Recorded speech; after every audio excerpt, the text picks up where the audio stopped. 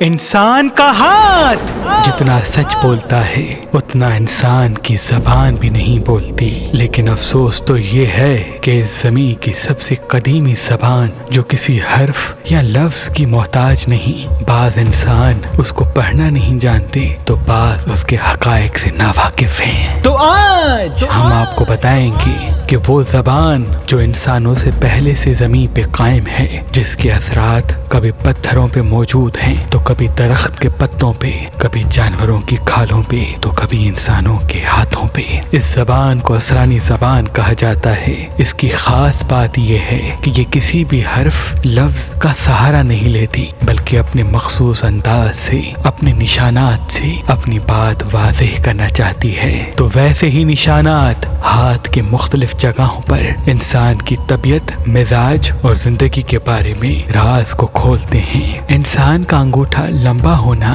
یا اس کے پہلے پور میں آنکھ کا بن جانا اس بات کو واضح کرتا ہے کہ یہ انسان محنتی، ہنرمند اور اپنی منزل چیر کے حاصل کرنے والا ہوگا۔ لیکن اگر اسی ہاتھ میں اسی نشان کے ساتھ بار بار کٹ کے نشان آتے ہوں، یعنی وہ محنت تو بہت کرے گا لیکن ان کی چیزیں الجھیں گی۔ اس کو چاہیے کہ وہ فوکس جس چیز پہ رکھنا چاہتا ہے اس چیز پہ مسلسل رکھے، انشاءاللہ منزل ان کے ساتھ ہوگی۔ جس انسان کی زندگی کی لکیر چاند کی طرح گھومتی نہیں بلکہ مون ایریا کی طرف موو کرتی ہے، ایسا انسان جہاں وہ پیدا ہوا وہاں وہ رہے گا زیادہ نہیں، مختلف جگہوں پہ جائے گا اور سفر کے ساتھ اس کی زندگی کی کامیابی جڑی ہوتی ہے۔ اور جس انسان کے انگوٹھے سے اندر زندگی کی لکیر کے ساتھ لکیریں عطارت کی طرف جاتی ہیں، یعنی ان کے عزیز و اقارب ان کے سب سے بڑے محسن ہوتے ہیں، اگر اس لکیر میں کٹ کے نشان ہوں تو اس کا مطلب بیچ کے کچھ ایسے لوگ ہوں گے جو عزیز و اقارب اور ان کے درمیان اختلافات کو بڑھا سکتے ہیں۔ ان کو چاہیے کہ مشاورت اپنے بزرگوں سے مسلسل کرتے رہیں اور دوستوں سے کم، کیونکہ ان کی کامیابی ان کے بزرگوں کی دعا